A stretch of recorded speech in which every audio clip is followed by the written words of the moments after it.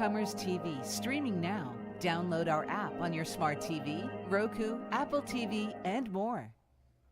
Johnny, how did you first learn about Wings of Freedom? Oh, that's a long story. So I was actually a cook for methamphetamines, but I was an IV drug user for about 25 years. I had to go to prison, and the first time I went to prison, they kind of gave me a few years. They gave me some 20s and 10s and ran them all crazy and added up to about 80 years. I went into prison and started doing my time.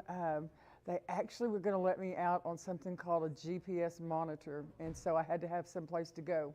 Had no place to go. I have nothing but felons and criminal behavior in my past. There was no place to go. So they told me about this little church. Said, man, they'll let you in. Just put in the application. I said, man, they ain't gonna let me in. I don't even know God. I hate him. Me and him didn't see eye to eye for a number of decades. So I put the application in, and a week later they gave me a home offer. And I thought, ooh, I better go and see about this thing, because you know it's the God thing, and got to go to church. It was, I went into this little bitty church, and it was standing room only. And there was this preacher up there on the pulpit, and he's got this smile, and he won't quit smiling. I'm thinking, oh Lord, what have I done now? And so we went in, and he used to shake our hands at the end of service. Hi, how to meet you? We're just, dude, you ain't happy to meet me. You don't even know me. Get away from me. And I said, you know, you prayed up? Because I'm coming into your program. He said, oh God. I said, I don't think he can help you. He said, yeah, it can. So I come back the next week, and he come in, and he actually called me by name. I said, wrong. I've never introduced myself as Johnny in life. Okay, so you went and read the little application. Are you prayed up yet, preacher? He said, I am.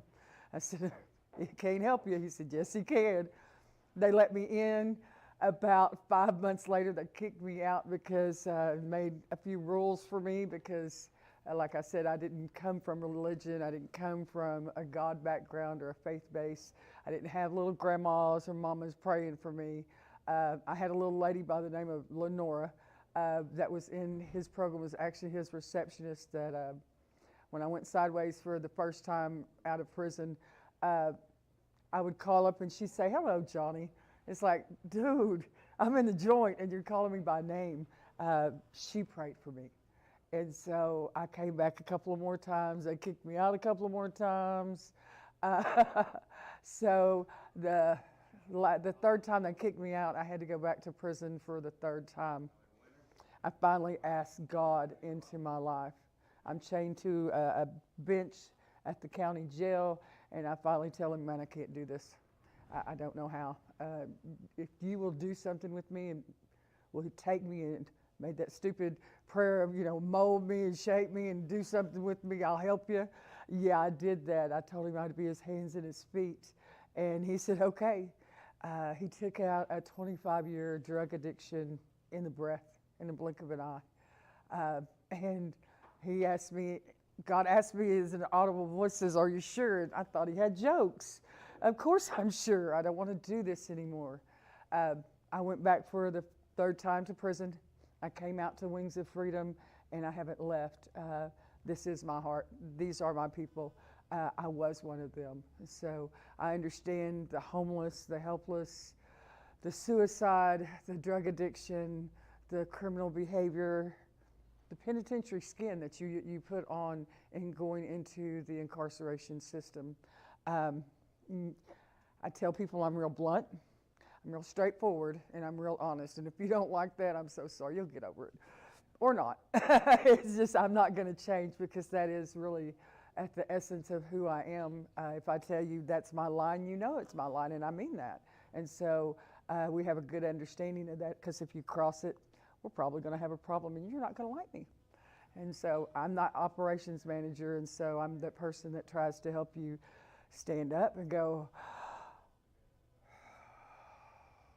and know God's got it. He's got it. You just got to stand still long enough to let him get it for you. And so that's how I came to Wings. That's awesome. Talk a little bit more about your role and your involvement with the ministry. So when I came into the Wings of Freedom, remember I told you I didn't go to church, wasn't nobody praying for me, none of that. Like the first or second Sunday I came in, I had an ankle monitor on, so I had this big old box strapped to my ankle because I was an incarcerated individual still. I had fishnet stockings on, and they were stockings and not pantyhose. I had a see-through dress on that would hit me about a little bit further than my groin, and it was slit up on the sides and it was slit in the front. And my pastor's wife, I watched her. I didn't know at that time what the conversation was, but she was a little heated. And so my pastor got up on the pulpit and he starts talking about covering your stuff.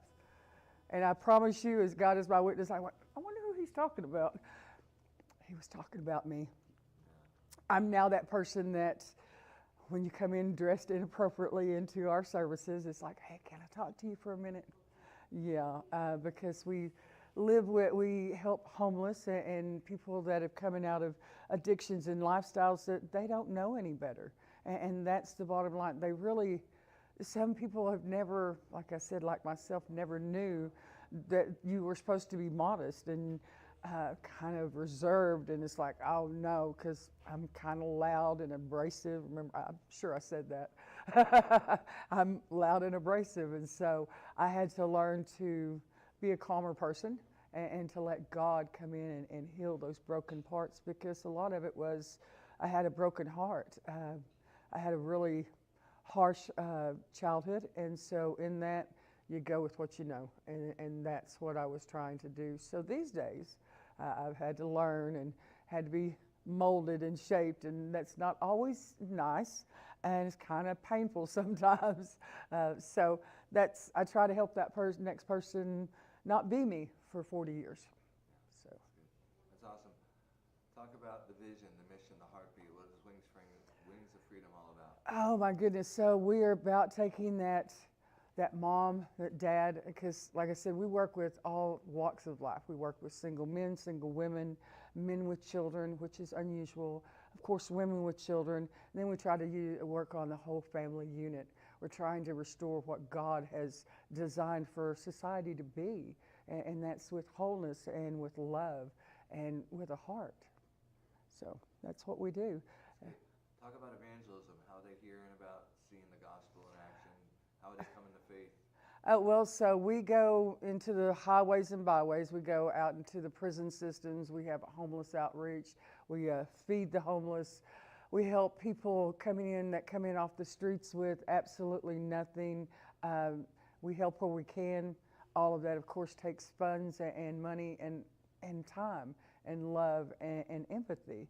I didn't grow up with any of those things, so I've had to learn how to be empathetic to the next person, because I just wanted to kill you when I came in. I was a very kind of person, and I had no love nor respect for many things. My pastor brought me to Christ for the first time, and I actually, right before Easter of that year, I watched the Passion of Christ, and it was the first time that it ever hit me what Christ did for me. Me. I was not worthy of that. I was not worthy of the pain and the anguish that he walked without shame or guilt to his death for me. And so, yeah, I'm one of those all-in kind of gals. So that just, like I said, Dixie brought me to Christ, and once I realized what the true weight of that was, yeah, I was all in. I've been here for 19 years. You're not going to get me to move. You can't. Ain't none of y'all big enough, and I'm that stubborn. And so there's that. Praise the Lord.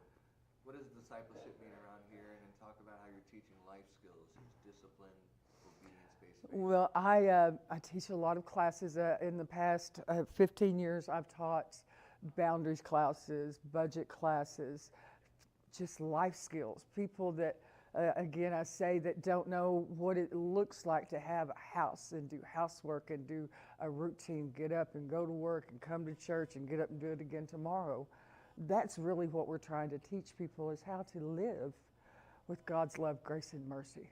And so sometimes that gets messy, and sometimes they don't want to do it. Sometimes they're kicking and screaming, and you know, it's not the first time I've been cussed out, and I'm pretty sure it's not going to be the last. You know, it's funny that those things that which I did now come back to me, because I did cuss my boss out. I did swing on my boss. I spit on him, and I told him what I thought about him and his. And you know, over the years, they've done the same things to me, and it's like, oh! And I have to go to him. He just laughs at me. I can't stand it. He thinks it's funny. It's like, ha ha, you get what you gave. I do. And so, yeah, they actually, yeah. A lot of people don't react to me like that because I just have an air of authority. Listen, we're just not going to do it. It's kind of like the mama factor, you know. We're not, you know you're not. And when you get that mama look, you're just like, oh, here, let's not do any more of that. So I usually give them the mama look, and so I get reprieve from people like me. That's good. Let's talk about ways people can get involved and support this ministry. Let's start with prayer. How important is prayer support? Oh my goodness. If it's not bathed in prayer, it's probably not worth doing if you've not set out time with God. And I have a prayer time each morning that we sit and talk. It's not about what I want or what I need. It's let's fellowship. Let's have a relationship in that. And where do you want me to go from here? What do you want me to do with your people today, Father? Because some days I just want to kill them all, and my boss won't let me, and neither will God. So I pray for them. Here, Father, teach me what to do with them, because it's all a learning experience in that respect. As far as opportunities to get involved, we have, like I said, children's ministry, a homeless ministry, we have an outreach, we have Wings of Freedom, we have classes, we have CR, we have so many, something to do at least 4 to 5 days a week with our clients in helping them learn how to become normal. Normal's a setting on the washing machine. We're just trying to get you in the middle of the road and not to go too far to the left, go too far to the right. So, financial support. How important is it for people to support this ministry financially? Oh, brother, I mean, it takes a lot of money to raise a village individually. So, I mean, there's always the need of financial. We never seem to have enough money, but the oil in the pot just never seems to run dry. You know, if it's just 2 or 3 drops at a time, then eventually you will fill up the cup. And so we get that in kibbles and bits, I call it. It's just a little bit at a time. It's not somebody's going to drop $10 million into this project and say, ta-da, there you go. It's just never been that way. It's always, when the need came, it was met. And God has always met that need. Like I said, we can always use household products, hygienes, sheets, towels, linens, dishes. I mean, if you have it in your home, well, somebody in this program probably needs some of that. And so, like I said, every little bit helps. We get it from the north, south, east, and west, even when we're not even expecting it. And that's the best kind. So. Very good. Talk about work projects, volunteer opportunities. How can people use their time, treasure, and talents around here? Well, like I said, I always need, we have community service. That's where we have people giving back into a little bit for what we are doing for them. We always need people to do lawn care, mowing and weed eating and housekeeping. The church does not run itself, and it takes quite a bit of hands to get any one service up and running and to make it look smooth. And we don't always do the smooth part, but we always get it up and running. And so the opportunities are vast. Anytime you want to learn something new, then I'm pretty sure there's probably a teacher somewhere in our congregation that wants to teach you. So. That's good. So we talk a bit of why do you do what you do? What gets you up in the morning? Remember I told you I was an IV drug user for about 25 years. Nobody taught me how to be a human being in normal society. I try to help that next person not to become me, because I was a menace to society. If they had caught me and given me the time for the things that I had actually done in life, I'd never seen the light of day. And God felt grace and mercy upon me. And so I just don't want them to become me, because I can see them as they come out. It's like, ooh, I remember being you, sister. Let's try to do something different. and not take 40 plus years to do it. I just turned 60 here a few days ago, and that's by God's grace and mercy, because I never expected to live past my 20s or 30s. And so, and I tried, I was hell-bent on accomplishing dying before then, and God has seen fit to let me live for 6 decades. And it's, if I can help that next person, that one drop of living water into that next person, and for them not to be me, yeah, that's what I do. Amen. Final question, is there anything else the Lord put on your heart to share with us today about Wings of Freedom or God's Shining Light? We need more money, we need more buildings so that we can fill them up. I have so many clients, the need is great, and we've only just begun. You know, they talk about in waves. Well, we're going in big, huge, I call them tsunamis. They come up and they crest and then they go back, and then here comes the next one. We're just waiting for the next wave, and we need to be ready for that. So that's why I get up and do it. Overcomers TV, streaming now. Download our app on your smart TV, Roku, Apple